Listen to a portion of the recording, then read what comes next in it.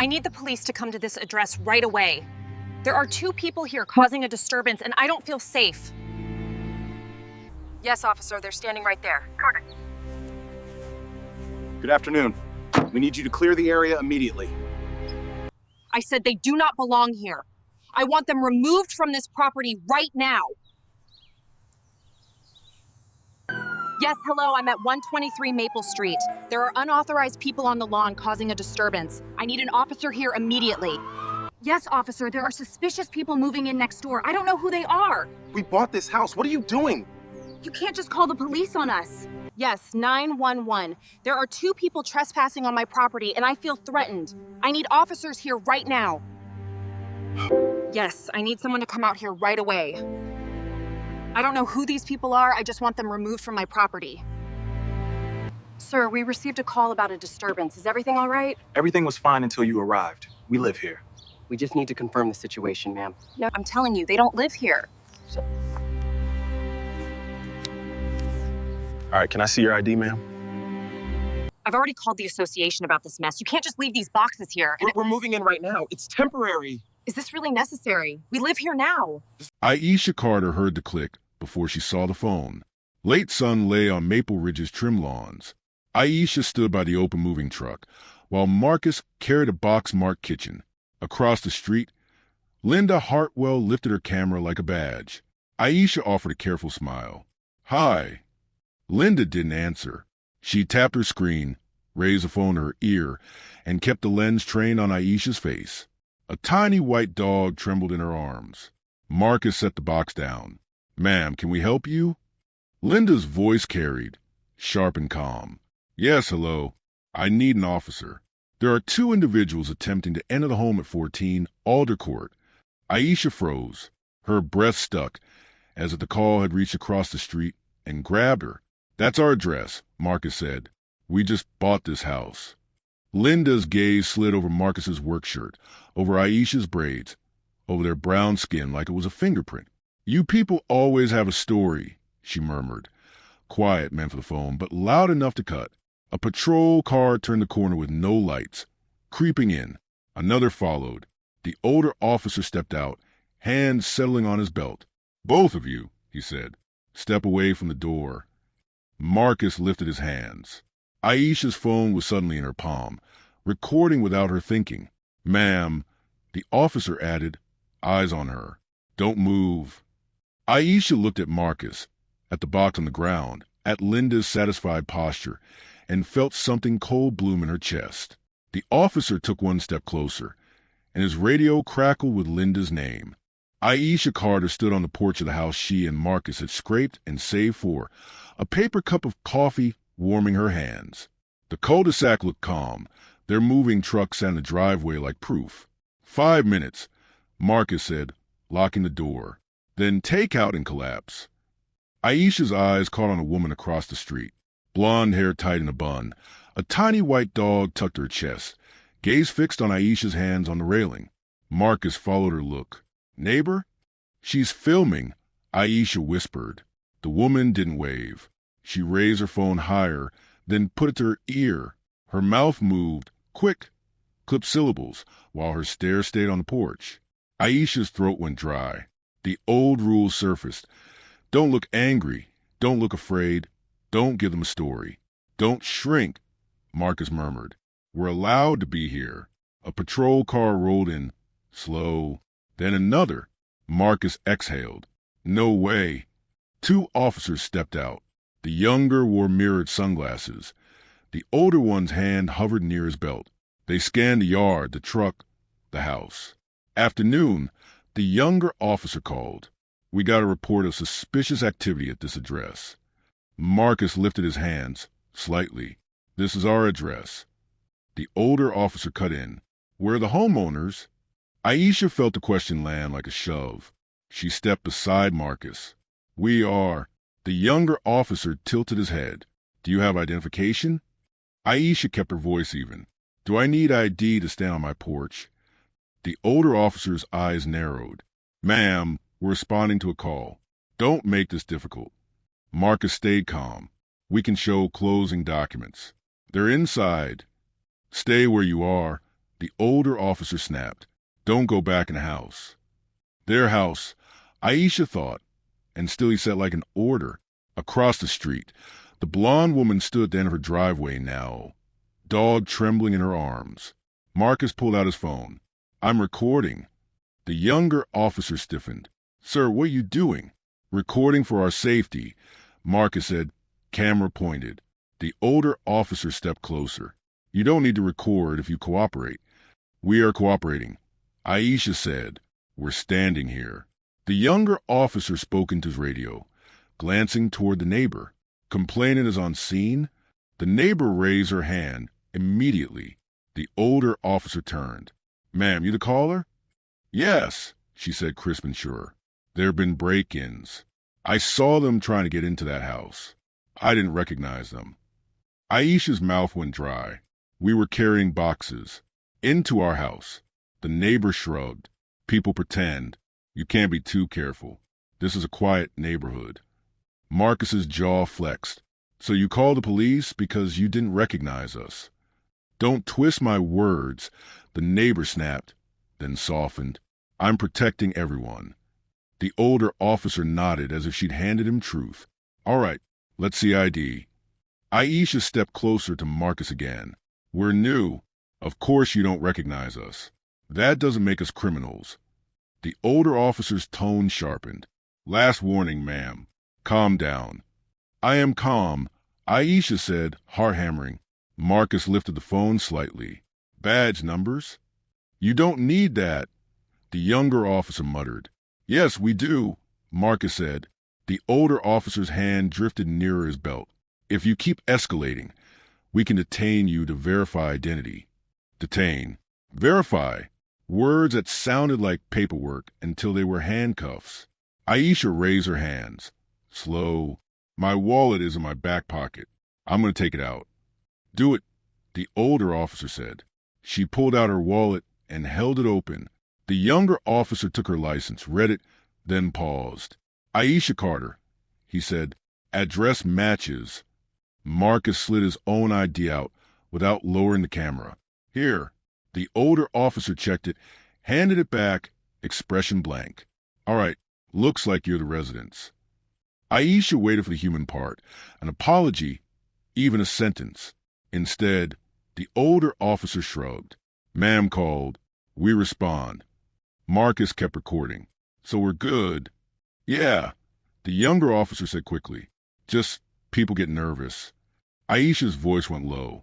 About what? The younger officer hesitated, and that pause answered. The older officer opened his door. Have a good day. The patrol cars rolled away. Aisha's hand started shaking only after they left. Marcus lowered the phone, eyes bright with anger and grief. I got all of it. Across the street, the neighbor turned and walked inside, as if nothing had happened. Aisha's phone buzzed. An email from the Homeowners Association. Welcome to Maple Ridge. The subject line felt like a joke. Across the street, the chalk kid's father pretended to check his mailbox, eyes sliding away when she looked over. The neighbor's front door opened again. She stepped out, chin lifted. I didn't mean anything by it, she called, as if offering a tip. You understand, we've worked hard to keep this area safe. Safe for who? Aisha thought. She asked, what would it have taken for you to believe we live here? The woman's smile thinned. If you'd introduce yourselves. If you'd looked like you belonged. Marcus's camera caught every word. Aisha turned to him. Send it to me, and our realtor, and your mom. Everyone. Right now, please. Marcus looked at the screen. If we post this, Aisha swallowed. Then they can't pretend it didn't happen. His thumb hovered over upload. Morning came too bright for how little Aisha had slept. Sunlight slid to the kitchen window, landing on unopened boxes like accusation. Marcus stood at the counter scrolling his phone, jaw tight, coffee untouched. It's still spreading, he said quietly. Local pages picked it up overnight. Aisha nodded. She'd already seen the comments. Some outraged, some skeptical, some venomous. Strangers arguing about her porch like it was a courtroom exhibit. A knock cut through the room.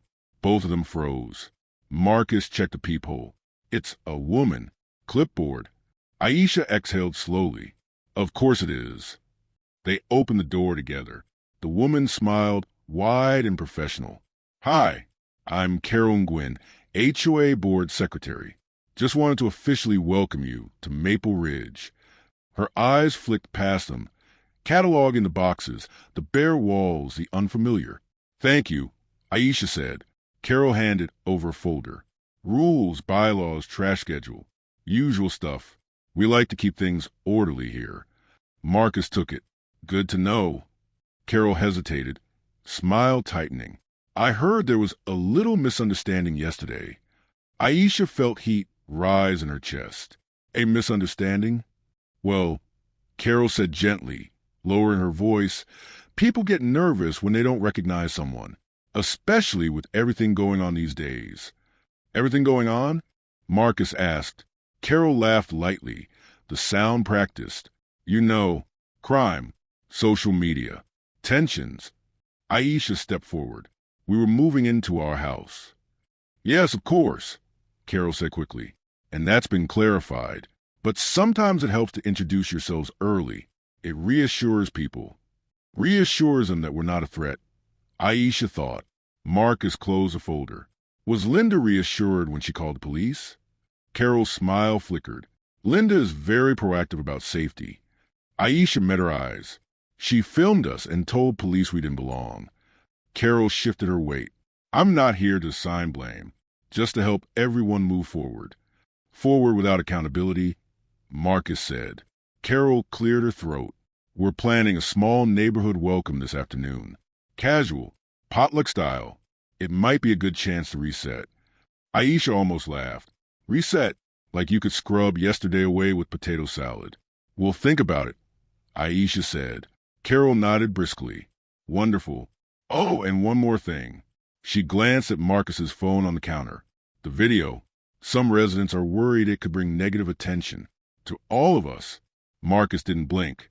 It already happened. Carol's smile returned, thinner. Just something to consider. See you later. She walked off, heels clicking down the steps. The door closed. Aisha leaned her forehead against it. They want us quiet. They want us grateful, Marcus said, for not being arrested. His phone buzzed again. Who is it? Aisha asked. My coworker, Dan. Marcus read, then frowned. He says I should be careful. That posting stuff like this can follow you. Aisha turned. That's what people always say. I know, Marcus said, but he's not wrong about how workplaces are. Aisha crossed the kitchen. So the solution is silence? Before he could answer, her phone rang. Nia, Aisha said, answering. Hey. Her sister's voice came through fast and sharp. I saw the video. Are you okay? Aisha sank into a chair. I don't know yet. You did the right thing, Nia said. They rely on nobody filming. They're already asking us to take it down, Aisha said. HOA neighbors. Nia scoffed. Of course they are, because now there's a record. Marcus listened, jaw clenched. I'm tired, Aisha admitted. We just wanted a house. I know, Nia said more softly. But listen to me. This wasn't a one-off. It never is. If you don't speak, she'll do it again. Maybe to you, maybe to someone else. Aisha looked out the window. Across the street, Linda Hartwell stood watering her lawn, back straight, movements calm. She looks fine, Aisha said, like nothing touched her.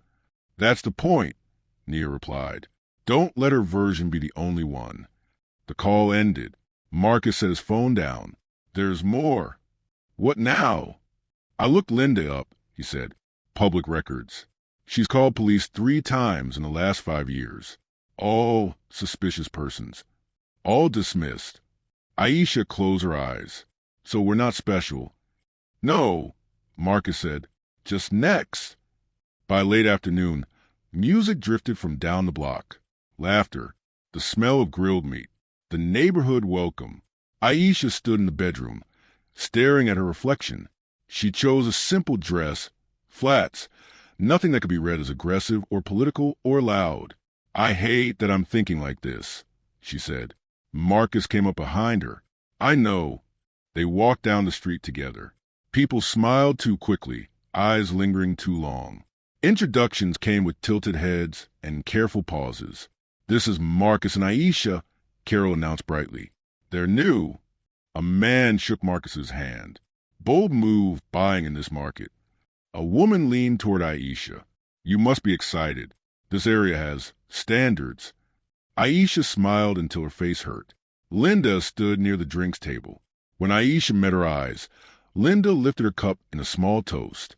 Aisha stepped forward. "Linda." "Yes." Linda said, voice smooth. "Next time you see us."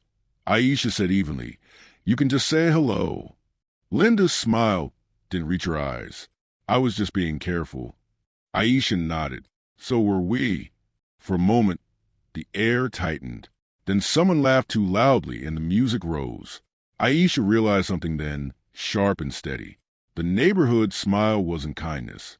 It was a warning, and she wasn't going to obey it. The police station smelled like disinfectant and old paper. Clean enough to suggest order, stale enough to suggest nothing ever really changed. Aisha sat straight in the molded plastic chair, hands folded in her lap. Marcus paced beside her, stopping only when the desk officer glanced up like moving itself was suspicious. "Complaint?" the officer asked, already typing. "Yes," Aisha said. "We want to file a formal complaint about an unlawful stop at our residence." The officer didn't look at her. "Names of the officers?" Marcus slid his phone across the counter. "Badge numbers are in the video." That finally earned them eye contact. The officer's gaze lingered on the screen, then on Marcus. "Internal Affairs handles that. 3rd floor." Upstairs, the hallway was quieter, carpeted, almost polite. A man in a navy blazer greeted them with a practiced smile. Sergeant Paul Whitman, community liaison. Aisha shook his hand. His grip was firm, confident. Someone used to being trusted. "I've reviewed the incident report," Whitman said, gesturing them into a small office. "From what I can see, officers responded appropriately to a citizen's call." Marcus's jaw tightened. "Appropriate how?" Whitman spread his hands. "They verified identities. No one was arrested. Situation resolved." Aisha leaned forward. "They told us not to enter our own home." Whitman nodded sympathetically. "Standard safety protocol." "Safety for who?" Marcus asked. Whitman smiled thinner. "Everyone involved." Aisha felt a familiar frustration rise. The way words bent until harm became procedure.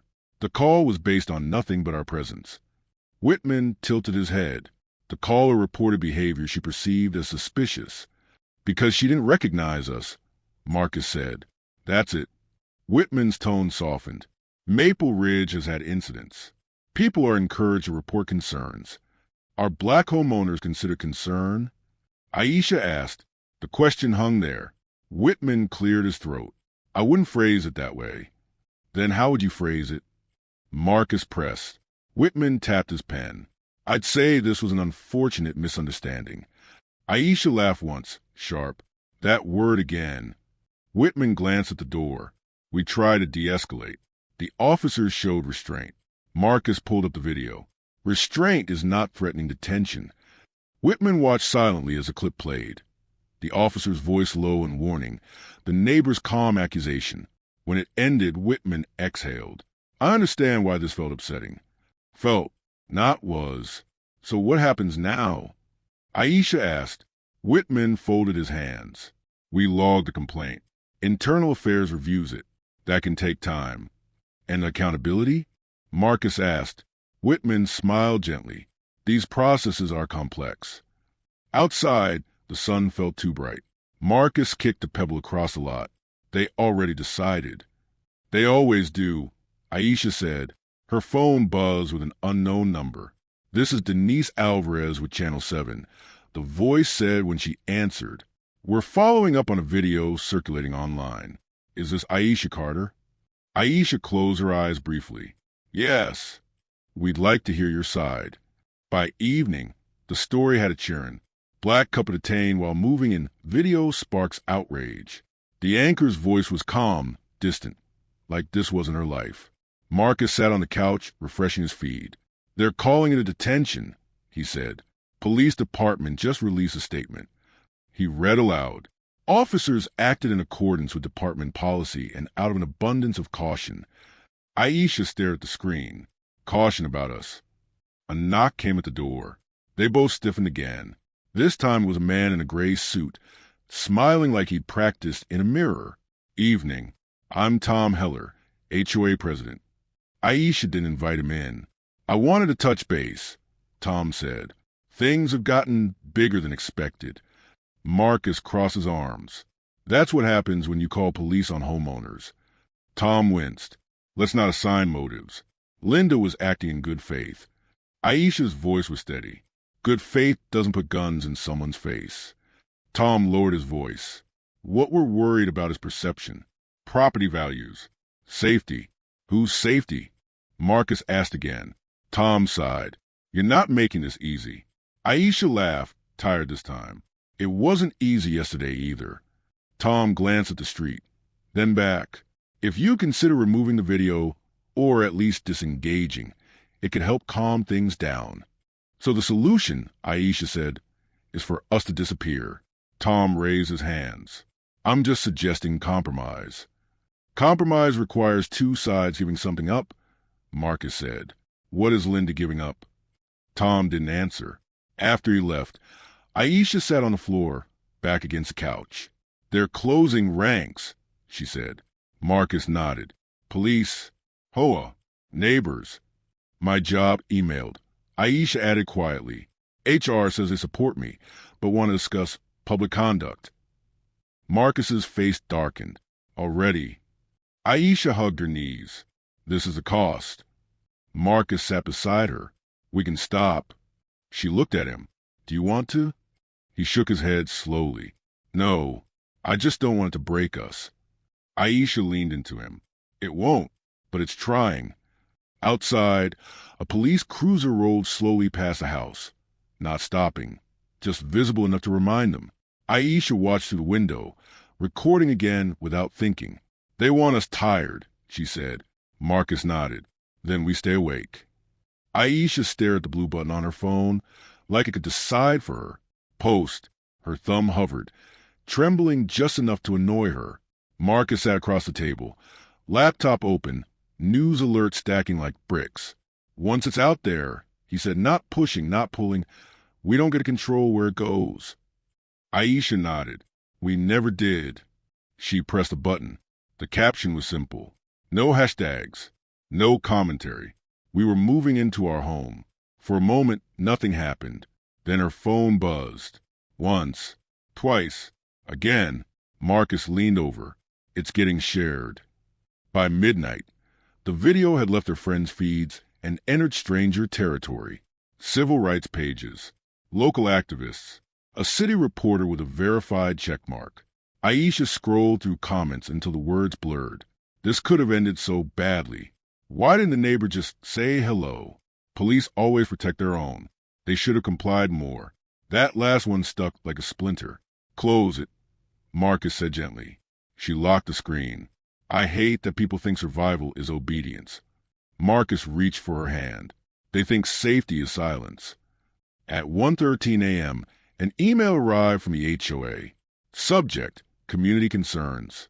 Dear residents, we are aware of a video circulating online involving one of our neighborhoods. While we respect free expression, we encourage all parties to consider the broader impact on community harmony. Harmony, a word that always seemed to land on the people already absorbing the noise. At 6:45 a.m., Aisha's phone rang again. This is Jordan Reed. The voice said, calm, measured. I'm a civil rights attorney. I saw your video. Aisha sat up straighter. Okay. I won't sugarcoat it, Jordan continued. What happened to you fits a pattern. Weaponized suspicion, selective enforcement. Marcus mouthed pattern from across the room. Jordan went on. Before this grows legs, I want you to document everything. Calls, emails, visits, screenshots, especially anything from the HOA. Aisha swallowed. Is this dangerous? There's always risk, Jordan said, but silence has its own cost.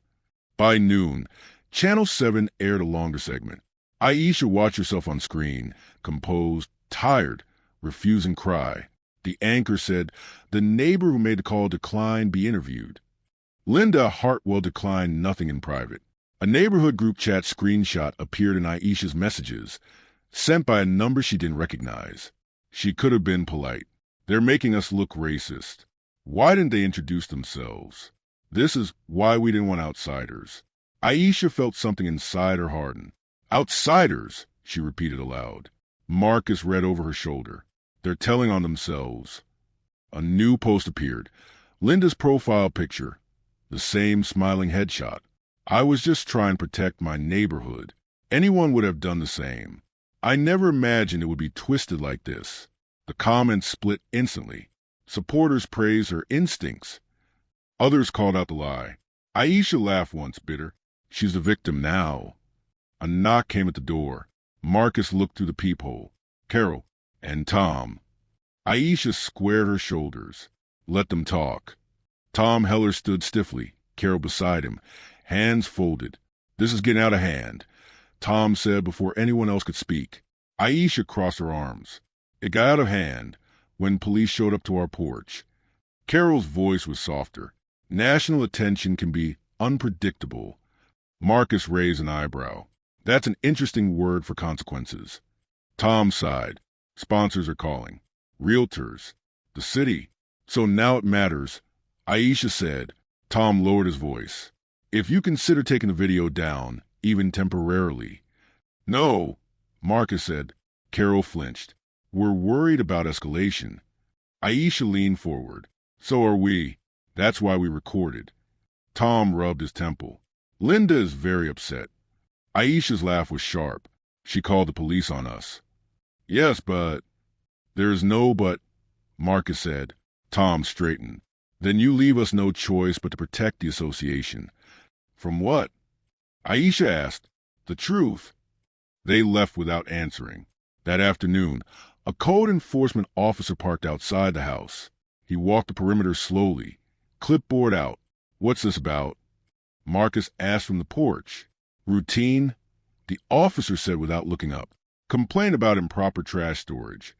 Aisha stared at the empty bins. "We moved in yesterday." The officer shrugged. "Just doing my job." Inside, Aisha added a new line to the document Jordan had told her to keep.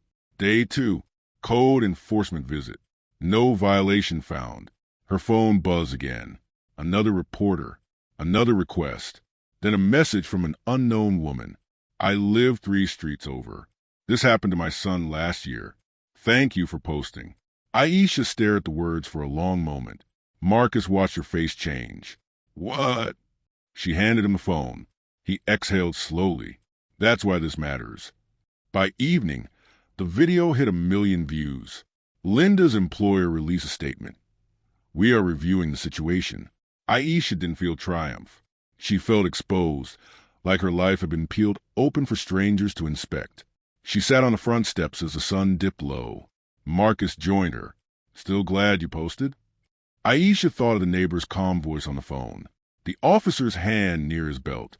The message from the woman 3 streets over. "Yes," she said, "but I didn't know it would feel like this." Marcus nodded. "Like standing in the middle of a road." Sirens echoed somewhere far away.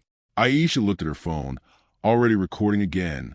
"Whatever comes next," she said quietly. "We don't look away." The first complaint arrived at 7:02 a.m. Aisha knew the time because she wrote it down. A white envelope lay half tucked into their mailbox. Stamped HOA notice, urgent. Her stomach tightened before she even opened it. Violation, lawn maintenance. Grass height exceeds acceptable standard. Aisha looked down at the lawn. Freshly cut, green, identical to every yard on the block. Marcus came up behind her. "Let me guess." She handed him the paper. He let out a short breath. Day 3. By noon, the second arrived. Noise complaint. Reported between 10 p.m. and 10:30 p.m. "We were asleep?" Marcus said, incredulous. Aisha added another line to the document Jordan had told him to keep. Day 3. HOA violations, unfounded. The third didn't come on paper. It came with flashing lights. A patrol car slowed in front of the house just after sunset. The officer stayed inside, engine idling, eyes forward. No knock, no call, just presence. They want us to feel watched, Aisha said softly. Marcus's phone was already up, recording through the window. After 5 minutes, the car rolled on. Aisha exhaled shakily. This is retaliation. Jordan confirmed an hour later on the phone. Classic pressure tactics, the attorney said. Small deniable actions, individually harmless, collectively exhausting. So what do we do? Marcus asked. You keep documenting, Jordan said, and you don't react publicly. Let them show the pattern. The next morning, a man Aisha recognized from the block party knocked on the door. It was Evan, mid-30s, friendly smile, the guy who told Marcus, bold move buying in this market. Hey, Evan said, just wanted to check in. Aisha kept the screen door between them. Okay. Evan lowered his voice. Things are tense in the neighborhood chat. Marcus stepped up beside her. What kind of tense? Evan hesitated. People feel like the video painted everyone as racist. Aisha stared at him. Did it? Evan flushed. I mean, no, but it made you uncomfortable, Marcus finished. Evan nodded. Linda's taking a lot of heat. Aisha felt her jaw tighten. We took the police. Evan shifted. Some folks think if you just talk to her first. Marcus cut in. She didn't talk to us. She called the cops. Evan sighed. I'm just trying to help. Aisha studied him. His concern felt real and hollow. Then help by telling the truth, she said, not smoothing it over. Evan nodded slowly. I'll see what I can do. He left. 2 hours later, screenshots from the neighborhood chat appeared in Aisha's inbox. They come from Evan. We need to document everything they do. HOA should issue fines. They're stirring things up on purpose. Aisha stared at the messages. He's feeding them information, Marcus said quietly. Or try and stay on their good side, Aisha replied. Same result. That afternoon, Jordan stopped by in person. He was younger than Aisha expected, calm in a way that didn't demand trust but earned it. He sat at their kitchen table, spreading out printouts. I pulled public records. Linda Hartwell's calls. HOA enforcement logs. Marcus leaned in. And the rules seem to apply differently depending on who's involved, Jordan said. Same violations ignored for years. Suddenly urgent now. Aisha let out a breath. So it's not in our heads. Jordan met her eyes. It never is. They went over options. Civil complaint. Injunction against harassment. Media strategy. Marcus rubbed his face. How long does this take? Jordan didn't dodge it. Months. Maybe longer. Aisha closed her eyes briefly. We're barely a week in. Jordan nodded. That's how pressure works. They want you to burn out before it becomes official. That night, Aisha lay awake, listening to the house settle. Every sound felt like a test. A car door slammed outside. Her phone buzzed. A new message from an unknown number. You should have stayed quiet. Her hands shook as she showed Marcus. We're saving it, he said immediately. Screenshot. Timestamp. Aisha nodded, but her chest felt tight. I'm tired of being brave, she whispered. Marcus pulled her close. You don't have to be brave, just honest.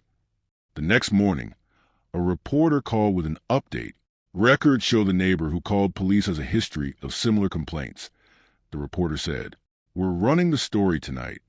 Aisha sat down hard. You have proof? Yes, publicly available. Across the street, Linda's curtains twitched. By evening, the tone online shifted. Questions turned sharper. Defenses thinner. Linda posted again, longer this time. I never targeted anyone. I was following my instincts as a mother and neighbor. Aisha read it slowly. She's reframing fear as virtue, Marcus said. And making herself a standard, Aisha replied. A knock sounded again. This time it was Carol, alone. Her face was tight. There's going to be a hearing, she said, with the police. Civilian review. Aisha crossed her arms. Because of us? Carol nodded reluctantly. Because of the attention. Good, Marcus said. Carol hesitated. You should know not everyone wants you to win. Aisha met her gaze. We're not playing a game. Carol swallowed. Just be careful. When the door closed, Aisha leaned back against it. Counterattack, she said. Marcus nodded. And they're losing control. Aisha opened her notebook and wrote one more line. They're afraid of the record. She underlined it. The hearing room was designed to feel neutral.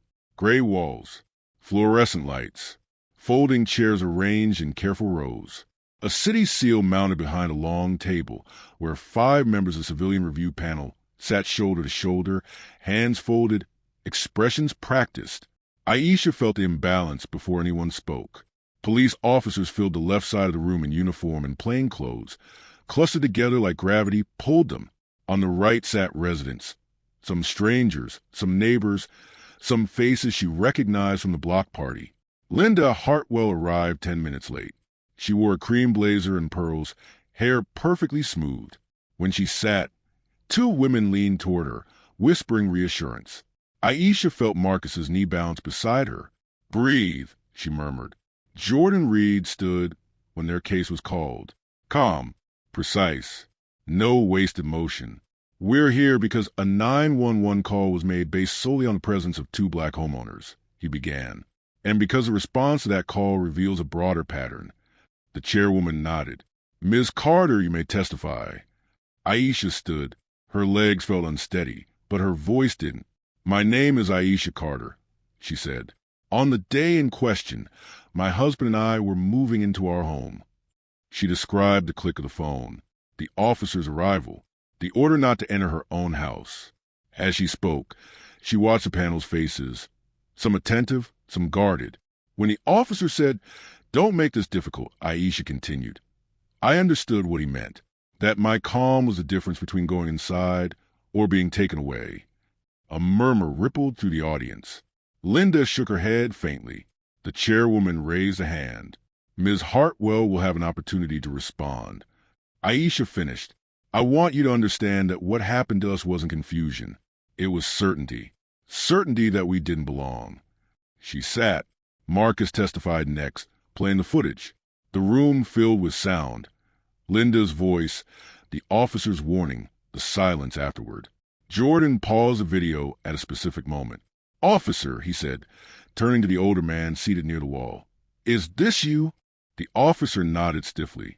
Jordan replayed the clip where the officer said, if you keep escalating, we can detain you. What escalation occurred here? Jordan asked. The officer cleared his throat. The male subject was recording and challenging commands. Marcus stiffened, but Jordan raised a hand. Recording is legal, Jordan said evenly, and asking for badge numbers is not a threat. The officer shifted. We were maintaining control. Of homeowners on their own porch, Jordan said. The panel exchanged glances. Linda was called next. She stood slowly, chin lifted. I was frightened, she said. We've had crime. I didn't recognize them. Jordan stepped forward. Ms. Hartwell, how many times have you called police about suspicious persons? Linda's eyes flicked to her lawyer. I don't recall. Jordan produced a document. 3 times in 5 years. All individuals of color. None resulted in arrests. Linda flushed. That's coincidence. Jordan nodded. Perhaps, but fear doesn't exist in a vacuum. Linda's voice sharpened. I followed my instincts. Aisha's chest tightened. Jordan turned to the panel. Instincts shaped by bias can be dangerous when backed by state power. The chairwoman tapped her pen. Thank you, Mr. Reed. Public comment followed. A white man stood first. I've lived here 20 years. This neighborhood is safe because people look out for each other. A black woman stood next, hands shaking. This happened to my son. Different street. Same words. The room grew still. An older man muttered, this is getting political. Aisha almost laughed. When it ended, the panel chair cleared her throat. We will review the evidence and issue findings. No apology, no decision, just process. Outside, reporters clustered. How does it feel? Someone shouted. Aisha paused, like telling the truth in a room that prefers quiet. Linda pushed past them, jaw tight. Marcus watched her go. She thought the room would protect her. Jordan nodded. It usually does. That night, exhaustion settled deep. Aisha sat on the floor, back against the couch, shoes still on. I hated being up there, she admitted. I hated needing proof to be believed. Marcus leaned his head back. I hated how calm they stayed. Jordan called just before midnight. They're taking this seriously, he said. More than usual. Because of the footage? Aisha asked. And because someone leaked something, Jordan replied. HOA chat logs. Screenshots. Aisha sat up. From who? Jordan paused. Anonymous, but they show coordination, pressure campaigns, selective enforcement. Marcus let out a slow breath. Evan, doesn't matter, Jordan said. What matters is the pattern is visible now. Outside, rain began to fall soft and steady. Aisha watched it through the window. So what now? She asked. Now, they can't pretend it's isolated, Jordan said. And that changes everything. Aisha ended the call and leaned into Marcus. I'm scared, she said quietly. He wrapped an arm around her. Me too. Across the street, Linda's lights went dark one by one. Aisha didn't feel satisfaction. She felt the ground shifting, slow, inevitable, and dangerous for anyone standing on denial. The morning after the hearing, the Carters woke to the hum of Maple Ridge's manicured streets. Mailboxes lined up like sentinels, lawns trimmed, but the quiet felt different now, heavier, watching. Aisha sipped her coffee slowly. Her eyes never left the street. Marcus was already scrolling his phone, jaw tight. Another message, he said, from someone claiming to be HOA leadership. We hope the families will act responsibly during this ongoing matter. Aisha's fingers curled around the cup. Responsible? We live here. They mean quiet, Marcus said, or they'll keep escalating. At 8:30 a.m., the first email from a city council member arrived, offering support, careful, cautious, bureaucratic. We are following the situation closely. Your safety is paramount. But the tone implied that any public action should be restrained. Marcus rubbed his temples. They want a statement, but only if it's palatable. Aisha shook her head. No, they want compliance, not justice. By midday, social media chatter had evolved. The video and hearing clips were shared endlessly. Supportive comments flowed in. Strangers offering advice, encouragement, offers to testify if needed. But trolls had started their predictable work. Threats, coded racial commentary, and subtle suggestions of danger. A knock at the door startled them. It was Evan, the man from Chapter 5, the neighbor who'd given him screenshots. I wanted to check in, he said, hands fidgeting. Things are tense in the neighborhood. Marcus stepped forward. We know. Did you leak those HOA screenshots? Evan hesitated. Yes, but I'm trying to help you.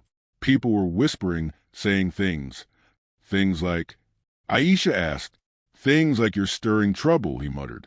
That you're seeking attention. Aisha let out a bitter laugh. Attention? We're defending our home. Evan lowered his gaze. I didn't think they'd act like this. I thought just posting screenshots would help you. And it did, Marcus said. But it also shows us who's watching, who's colluding. Evan nodded slowly. I see that now. I'll be careful. When he left, Aisha wrote another line in her notebook. Support sometimes comes with betrayal. By late afternoon, a new knock came. Jordan Reed. This time, he wasn't just visiting. He had documents in hand, organized and neat. I pulled additional records, he said, spreading them on the table. Police reports, HOA enforcement logs, past calls by Linda Hartwell. Marcus leaned over. Anything incriminating? Jordan shook his head slowly. Not incriminating in the criminal sense, but the pattern is clear. Similar reports over the years, all directed at residents of color, all without cause. The system allows them to escalate without consequence. Aisha's chest tightened. So what's our next move? Documentation.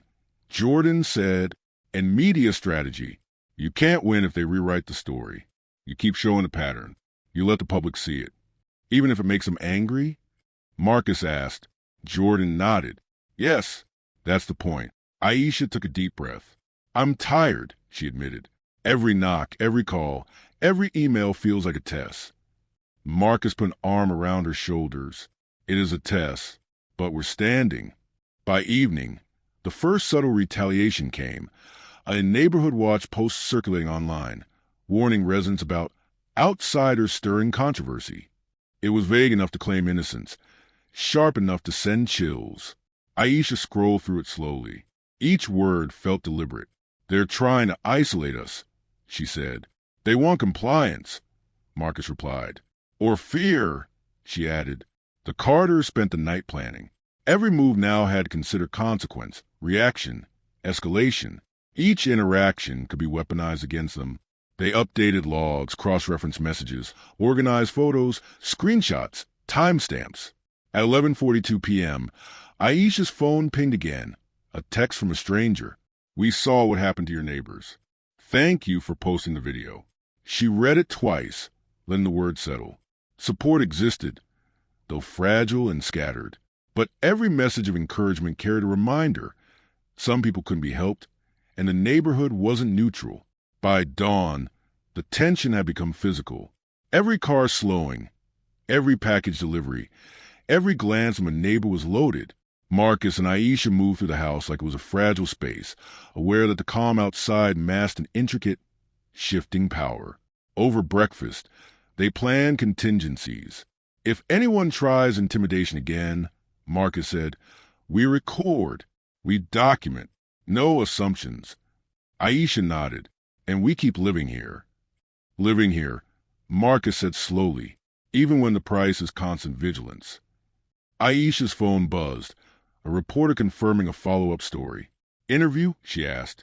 Yes, but be careful with phrasing, Marcus reminded her. Aisha typed slowly. We just wanted to move into our own home. We were treated like intruders. She sent it. They watched the rising sun over the street. Lawns glistened with dew. Birds chirped. Normal, beautiful, but it wasn't safe. Marcus's mother called later, voice trembling. Have you thought about leaving?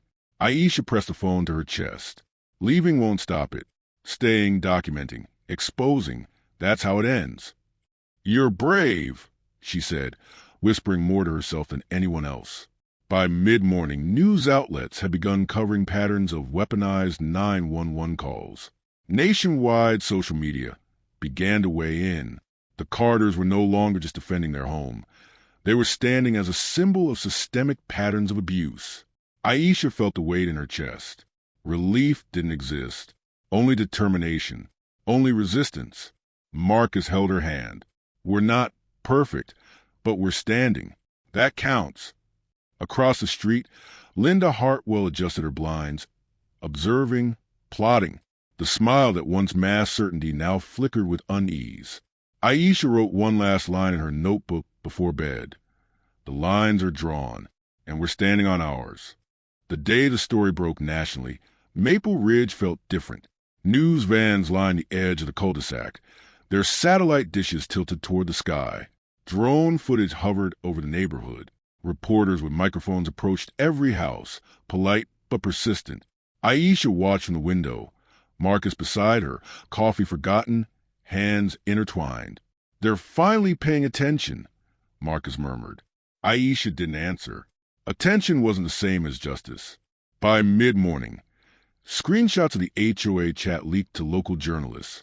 Words that had been whispered in the group, pressure tactics, coded racial language, encouragements to escalate fines, warnings about the Carters stirring trouble were now in black and white. A reporter called while she scrolled. Ms. Carter, do you have a comment on the HOA leaks? It paints a clear pattern of selective enforcement and intimidation. Aisha typed slowly. We are grateful the pattern is visible. We hope this leads to accountability and change. She hesitated, reread, then sent. Across the street, Linda Hartwell slammed her blinds. Her perfectly curated reputation was unraveling. Friends who had once nodded along in quiet agreement began asking questions. Sponsors pulled out of HOA events. Letters arrived from realtors refusing to host neighborhood open houses. The web of influence she had spun was snapping thread by thread. A police internal review began that afternoon. The older officer who had stepped closer to Marcus on the porch was placed on administrative leave pending investigation. Department officials acknowledged that weaponized bias in responding to calls must be addressed. Aisha sat at her kitchen table, documenting every email, text, and knock. She paused when her phone buzzed again. A note from a neighbor 3 streets over. "We never knew it could happen like this. Thank you." A small sense of relief warmed her chest. It wasn't the end of fear, but it was proof their actions mattered. By evening, Linda's employer had put her on leave while reviewing her behavior. Articles appeared online connecting her prior calls to a larger pattern of selective reporting. Her carefully maintained facade of safety and vigilance began cracking in public view. A knock on the door startled Aisha. It was Carol, the HOA secretary, alone this time. "Things are changing," Carol said quietly, eyes avoiding Aisha's. "Policies, procedures. We're reviewing." Aisha nodded. "Meaning?" "That behavior," Carol said, gesturing vaguely toward the street, "won't be tolerated going forward." Aisha didn't need more. The acknowledgement itself was enough. A small victory. Later, the Carters sat on the front porch, watching reporters and photographers pack up. The street was quiet again, but not normal. Every lawn, every mailbox, every neighbor looked the same, yet the undercurrents had shifted. "Does it feel like victory?" Marcus asked. Aisha shook her head. "No, feels like exposure.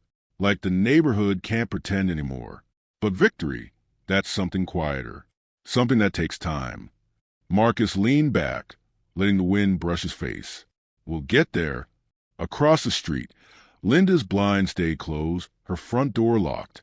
The tiny dog yipped occasionally, a sharp reminder of life behind walls. Aisha didn't feel triumph. She felt the emotional toll. Weeks of constant vigilance, the stress of public scrutiny, the erosion of trust, all of it lingered. But there was change. That was undeniable. The HOA rewrote enforcement policies to prevent selective harassment. The police department issued new guidelines on responding to citizen calls, especially regarding perception influenced by race. Internal reviews became mandatory, not optional. Jordan Reed called later. "Your documentation helped more than you know," he said. "The pattern is visible. Officials can't ignore it anymore." Aisha exhaled. "And Linda? She faces consequences," Jordan said. "Public scrutiny, professional repercussions, social collapse in the community she controlled. Justice isn't perfect, but it's real." Aisha set her phone down. "It's just exhausting." Marcus squeezed her hand. "I know. It's never easy to stand up against the system." By nightfall, reporters had left, the van's gone, and the cul-de-sac returned to a kind of normal. But Aisha and Marcus both knew that normal was layered over new awareness. Every neighbor, every passerby, had witnessed how bias and authority intersected, and how it could be challenged. They walked inside, leaving the porch light on. For the first time in weeks, the house felt theirs. The air didn't carry the same tension, but it wasn't free of it. Aisha wrote one last note in her journal before bed. "Change is possible, but it comes with cost. The neighborhood can see now. The system can be held accountable. We are still standing, but we carry the weight." Marcus sat beside her, quiet. They didn't need to speak. The shared understanding was enough. Outside, the rain began to fall, soft and steady, washing over the street. The blinds across from them stayed closed. Aisha thought about the weeks to come, vigilance, resilience, and the work still ahead. The Carters had won a battle, but the fight against systemic bias and weaponized suspicion wasn't over. And yet, there was a sense of possibility. A small, fragile, undeniable sense. The porch light glowed warmly. The house, finally, felt like home. Morning arrived soft and gray, the clouds heavy with the promise of rain, and Aisha stood at the window watching the cul-de-sac. Maple Ridge seemed unchanged. Cars parked neatly, lawns trimmed, sprinklers hissing like whispers. But everything had shifted. The weight of recent weeks hung in every shadow, in every glance from neighbors who now looked at them differently. Some with admiration, others with suspicion. Marcus joined her, coffee in hand.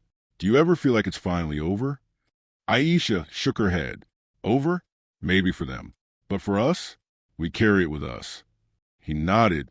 Yeah, but we're not letting it break us. A knock on the door pulled him from the quiet. It was Jordan Reed, folder in hand. Morning, he said, removing his hat. We've got final confirmation from the city and HOA. Policies have changed. Internal investigations closed with accountability measures, and disciplinary actions are being enforced. Aisha exhaled slowly. Finally, Jordan spread out the papers. Linda Hartwell is facing professional and legal consequences. The HOA has rewritten enforcement procedures to prevent harassment. Officers involved in your case have completed mandatory training, and the department has issued new guidelines for responding to calls influenced by perception and bias. Your documentation made all the difference. Marcus raised an eyebrow. All the difference? Jordan smiled faintly. Without the video in your logs, these would have been dismissed as isolated incidents. But the pattern was undeniable. Public pressure ensures compliance. Aisha let her eyes rest on the folder. So the abuser finally faces consequences. Yes, Jordan said. But notice the language. Finally, justice is rarely immediate or perfect, but it's visible, and systemic oversight has increased. Marcus exhaled, rubbing his face. Visible? That's a small victory. Jordan closed the folder. There's one more thing. The settlement includes a community oversight board to ensure no one else experiences similar treatment. You're invited to participate if you choose. Aisha's heart caught. To participate meant to stay, to engage, to risk reopening old wounds. She looked at Marcus. We stay, she said quietly. We make this neighborhood ours, not just by living here, but by holding the line. Jordan nodded. Good. That's how change sticks. After he left, Aisha and Marcus walked outside. The air smelled of rain-soaked grass. The street was empty, quiet for the first time in weeks. Marcus gestured toward their neighbors' homes. Do you think they understand what happened? Some do. Aisha said, some will never see it the way we do. But it doesn't matter. The record is clear now. Across the street, blinds remained closed at Linda's house. The small white dog barked inside, ears pressed to the glass. Aisha didn't smile. She felt neither satisfaction nor triumph. The woman had lost control, yes, but Aisha knew the emotional cost was hers to bear. Weeks of vigilance, stress, fear, and public scrutiny. They returned to the porch, settling into the same chairs they'd sat in on moving day, but this time with quiet purpose. Marcus poured coffee. Aisha pulled out her notebook. She wrote, We fought and we were seen, but the fight is never fully over. Every door we open, every stand we take, carries consequence. Still we stand. A car slowed in front of the house. A neighbor waved, small and cautious. Another drove by. A friendly nod this time, as if acknowledging that the neighborhood had changed, whether they liked it or not. Aisha and Marcus exchanged a glance. They had reclaimed their space, but the work was ongoing. They weren't simply returning to life as before. They were building it differently. By afternoon, they prepared for a small gathering. A few neighbors, friends, and allies had been invited. People who understood the stakes, who could celebrate the new oversight measures, who could share in the quiet resilience of standing firm. Aisha hung a simple welcome sign on the door. Marcus brought chairs out onto the porch. They set a table with light snacks and coffee, leaving space for conversation. The first visitors arrived, Jordan among them. He smiled, nodding as he observed the Carter's preparation. This is a good sign, he said quietly. The community can heal when transparency and accountability meet courage. Aisha watched people settle in, some hesitant, some curious, some visibly relieved. There was laughter, small talk, and cautious smiles. For the first time in weeks, Aisha felt the weight lift slightly. Not gone, but balanced by the knowledge that they had acted, had resisted, and had been recognized. As the rain began to taper off, she noticed a family down the street, watching from their porch, eyes wide. She imagined them seeing the Carter story unfold and understanding, perhaps for the first time, what standing up against systemic bias looked like. Aisha turned to Marcus. We opened a door, she said, not just for us, but maybe for others. Marcus nodded. and it stays open. Across the street, Linda's blinds remained tightly shut. The small dog barked once, then silence. Aisha didn't gloat. The lesson had been delivered quietly but irrevocably. Justice had arrived. Not as spectacle, not as revenge, but as consequence. Aisha set her notebook down. She inhaled the rain-scented air, felt her heart steady. The house was theirs. The neighborhood could not ignore them anymore. And the door they had opened, the door to visibility, accountability, and resilience, would remain ajar for anyone else brave enough to step through. The Carters stood on their porch as evening settled, the soft glow of the street lamps reflecting off wet pavement. They were not naive, nor were they completely safe, but they were no longer invisible. Aisha whispered softly, almost to herself, "We endure, we witness, we keep the door open." Marcus squeezed her hand. Always, a quiet sense of possibility settled over them, a fragile, luminous promise that even in a place built on pretense and fear, courage could carve out a space that no one could erase. Rain had stopped, leaving the street slick and reflective. The sun tried to push through low clouds, casting a soft, hopeful light over Maple Ridge. Aisha stood at the porch, notebook in hand, watching the neighborhood she and Marcus had fought to claim, not just as residents, but as witnesses, participants, and survivors. Marcus joined her, coffee in hand, the familiar weight of the last weeks settling into quiet companionship. "You ever think it'll really feel normal again?" he asked. Aisha shook her head. "No, I don't think normal exists here anymore. Not like it did." She glanced at the homes across the street. Blinds remained drawn, lawns pristine, everything perfectly controlled. But the undercurrents had shifted. Now, those same houses had more than they revealed. Marcus sipped his coffee. "It's different. People know we're not invisible anymore. That matters." Aisha set her notebook down. "It matters.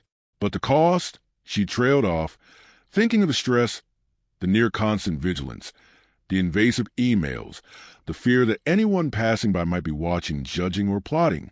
"We've paid for it, and we're not done paying." "You never really are," Marcus said, "but the door's open now. That's something no one can take from us." The Carters had spent weeks documenting everything: emails, letters, messages, screenshots, police responses, HOA communications. That record was now part of the public archive, referenced by journalists, legal teams, and civil rights advocates. The video that first made the world pay attention had become a lever, moving systems that had long ignored the patterns of bias. A knock on the door pulled them from the quiet. It was Carol Nguyen, the HOA secretary. She stepped inside cautiously, avoiding eye contact with Aisha. "I just wanted to say thank you," she began, "for your patience and for standing firm. Policies are being rewritten. There's a community oversight board now. Your actions made that possible." Aisha studied her. "And Linda Hartwell?" Carol sighed. "She's on leave, under review. Public scrutiny has made her position untenable. The HOA will be monitored more closely. I think she knows she can't control things the way she used to." Aisha nodded. "Good.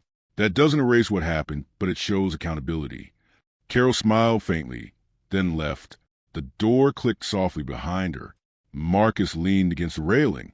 "Even with change, it doesn't feel clean. You can't just erase what was done." Aisha ran her fingers over the notebook cover. Each page chronicled trauma, fear, courage, and survival. "No, but it's visible now. That's the difference." A car drove slowly down the street. A neighbor waved, cautious but genuine. Another smiled across the cul-de-sac, nodding, acknowledging the Carters without words. Even small gestures mattered. By afternoon, the Carters hosted a modest gathering on their porch. Friends, supporters, and neighbors who had shown solidarity over the weeks came by, offering snacks, hugs, and reassurance. Conversations flowed, tentative at first, but gradually warmer. The air carried laughter, cautious at times, but was real. Aisha watched the neighbors, realizing that the fight had not been just for themselves. It was for anyone who might be subjected to the same fear and suspicion. The door they had opened now invited others in, a space of accountability, dialogue, and cautious hope. Marcus pulled her aside. "You think they understand? the broader neighborhood. Aisha hesitated. Some do, others never will, but the record exists. That's what counts. And anyone who steps through this door sees it for what it is. The soft rustle of rain lingering in the air carried over the street. Across from them, Linda Hartwell's blind stayed tightly closed. The house was silent, contained, isolated. Power had shifted, but the lessons of fear and control remained visible in its stillness. Aisha turned back to Marcus. We've made a mark here. That door stays open now, even if no one else wanted it to. Marcus nodded. And we stay ready. Evening fell, and the neighborhood seemed quieter than usual. A gentle breeze rustled leaves, carrying with it a sense of closure, yet a reminder, vigilance remained necessary. The Carters had faced abuse, bias, and systemic disregard. They had exposed patterns, held authority accountable, and survived public scrutiny. But life would continue, layered with vigilance, resilience, and careful observation. Aisha sat at the porch, notebook open, pen poised. She wrote slowly, deliberately. We endured. We recorded. We acted. Our home is ours. The neighborhood has been forced to see. The door remains open. And anyone who walks through it will find the record, the accountability, the courage. We will continue to stand not as victims, but as witnesses to what must not be ignored. She paused and looked at Marcus. It won't be easy to stay this way, she said softly, but it's necessary. Marcus took her hand. Always, he said, always necessary. The streetlights flickered on, reflecting off the wet asphalt. A family down the block stepped onto their porch, observing quietly. Perhaps they saw what courage looked like. Perhaps they saw the cost. Perhaps they saw the door, ajar, inviting, impossible to close. Aisha leaned back in her chair. She could feel the weight of the past weeks in her bones, but also the lightness of knowing they had survived, endured, and made change possible. Across the street, Linda Hartwell's blinds remained closed. The small dog barked once, then silence. The Carters did not gloat. Their victory was neither loud nor satisfying in the way revenge might be. It was measured, deliberate, systemic. They had exposed bias, demanded accountability, and created space for others. The porch light glowed softly as night settled. Aisha and Marcus remained seated, hands clasped, watching the neighborhood breathe around them. A door had opened, and it would stay open, not just for them, for anyone who would need to walk through it in the future. Their home was theirs. Their voice was theirs. Their vigilance would remain theirs. And Maple Ridge would never see them as invisible again.